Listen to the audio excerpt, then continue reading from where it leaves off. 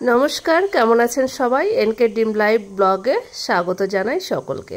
আজ আমি আর আমার ছেলে ধূপগুড়িতে এখানে যে আমাদের সৎসঙ্গ অনুকূল ঠাকুরের ঠাকুরবাড়ি আছে সেখানেই আমরা ঘুরতে চলে এসেছি। আজকে তোমাদের এই ঠাকুরবাড়ির পুরো ব্লগে আমি তোমাদেরকে দেখাবো। দিনের বেলা আসিনি, এখন হচ্ছে সন্ধ্যা, আর সন্ধ্যার সময় ঠাকুরবাড়িতে ঠাকুরের আরতি হচ্ছে। এইটা হচ্ছে আমাদের সৎসঙ্গ বিহারের ধূপগুড়ির মেন গেট, যেটা হচ্ছে একদম মেন রোডের সাথে।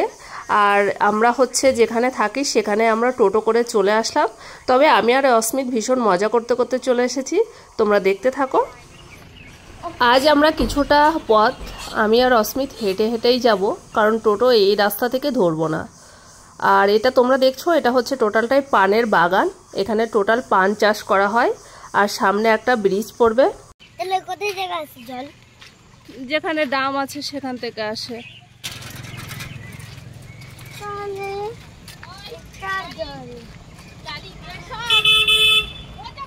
ও যখন আমার সাথে ঘুরতে বেড়ায় তখন ওর নানা রকম প্রশ্ন থাকে। ওর প্রশ্নের উত্তর দিতে দিতে জাস্ট আমি হাঁপিয়ে যাই। দেখো, একটার উপর একটা কোশ্চেন করেই যাচ্ছে। আগের দিন তোমরা দেখতেই পেয়েছো, আমরা এই ধূপগুড়ি উদ্যান মানে গ্রামীণ পার্কটাতে ঘুরতে এসেছিলাম আমি আর অস্মিত। সেই পার্কের সামনের রাস্তাটা দিয়েই আমরা হেঁটে হেঁটে যাচ্ছি। তবে অনেক দিন পর আমি আমার ছেলেকে কাছে পেয়ে একটু শান্তি খুঁজে পেয়েছি। দেখো, একজন কুলপিওয়ালা যাচ্ছিল, ও কুলপিটাকে দেখেই ও বায়না ধরে নিল। বেশ, আমি ওকে একটা মালাই কুলপি কিনে দিলাম।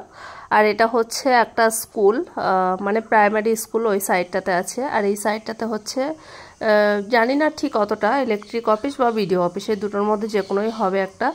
তো পেছন দিকটা দিয়ে রাস্তা আছে। আর ও খেতে খেতে ওর ভালো লাগছিল না, ও আবার আমাকে দিয়ে দিল, আমি একটু খেয়ে নিলাম। আজকে তোমরা দেখতে পাবে আমার ছেলে কতটা দুষ্টু, দেখেছো? ও কতটা মানে মুখ ভেঙচি দেখাচ্ছে। আর একটা ললিপপ কিনে নিয়েছে। এই ললিপপটার সাথে মানে কী যে করছে ও নিজেও জানে না।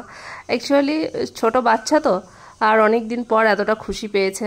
আর তোমাদের সাথে কথা বলতে বলতে আমি অনেকটা পথ এগিয়ে কিন্তু চলে এসেছি। প্রায় আর কিছুটা মানে দূর আছে, কিছুক্ষণের মধ্যে আমরা পেয়ে যাব। প্রথমে আমি এই জায়গাটাতেই বাড়ি ভাড়াতে থাকতাম। তো এই জায়গাটা আমি যতবার আসি ততবার আমার খুব মনে পড়ে যায়। মনে পড়লে আর কি করা যাবে। আর এখানে রাস্তাটাও অতটা ভালো না, ভীষণই খারাপ। তো এতটা মানে টোটোটা দুলছে, আমি অস্মিতকে ভালোভাবে জড়িয়ে ধরে নিয়েছি যেন ও ছিটকে পড়ে না যায়। একটু সাবধানেই থাকছি, কারণ বাচ্চা তো বলা যায় না। আর দ্বিতীয়ত হচ্ছে একটা এখানে মার্কেট আছে, মার্কেটটাতে আমি আজকে ওকে নিয়ে যাব না। কারণ যখন ওকে আমি মালদা থেকে নিয়ে আসি তখন ও আমাকে প্রথমেই বলছিল, মাম্মাম আমি কিন্তু শপিং মলে যাব, ওখানে কিন্তু খুব সুন্দর সুন্দর আমি শপিং করব। এই হচ্ছে আমাদের ঠাকুর বাড়ি। তোমাদের সাথে গল্প করতে করতে আমি পৌঁছে গেলাম। এখন যেহেতু আমাদের আরতি হচ্ছে, তাই কিছুটা তোমাদেরকে আমি শোনাতে চাই।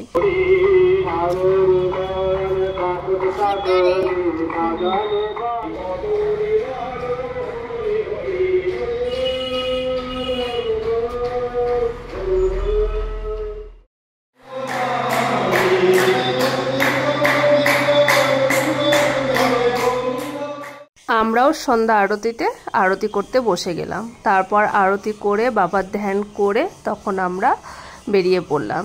অস্মিত দেখো সিঁড়ি বয়ে বয়ে নামছে, আমিও নিচেই নেমে যাব, কারণ নিচেও আরতি শুরু হয়েছে। তো ওখান থেকে আমি আরতি করার পরে তোমাদের বাকিটা আমি দেখিয়ে দেবো। এখন আমাদের আরতি করা কমপ্লিট হয়ে গেল। সবাই আরতির শেষে যার যার কাজ আছে বা বাড়ি আছে সে সেখানে চলে যাচ্ছে। দেখো, এটা হচ্ছে পুরোটা এক সাইডে গার্ডেনের মতো করা হয়েছে, যেখানে অনেক ফুলের বাগান রাখা হয়েছে। তবে আমি যখন শীতের টাইমে এসেছিলাম, মানে আমার বিবাহবার্ষিকীর দিন, সেদিনকার পুরো ফুলে ভর্তি ছিল। আজকে আমি অনেক দিন পর আসলাম, তো সেই জায়গা থেকে অতটা ফুল মানে নেই।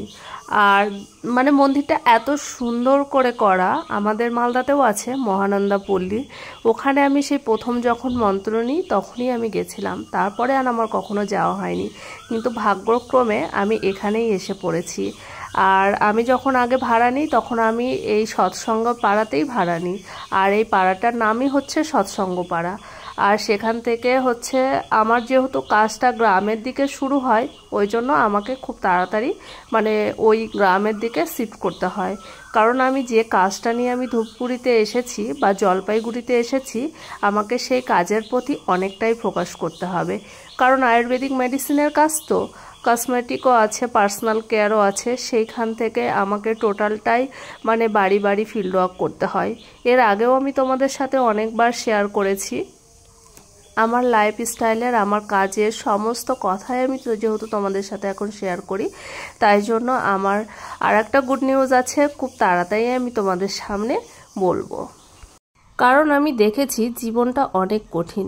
অনেকবার আমি আমার স্বপ্ন পূরণের রাস্তাতে এগিয়েছি, কিন্তু তার থেকে শতগুণ আমি সেখান থেকে পিছিয়ে পড়েছি।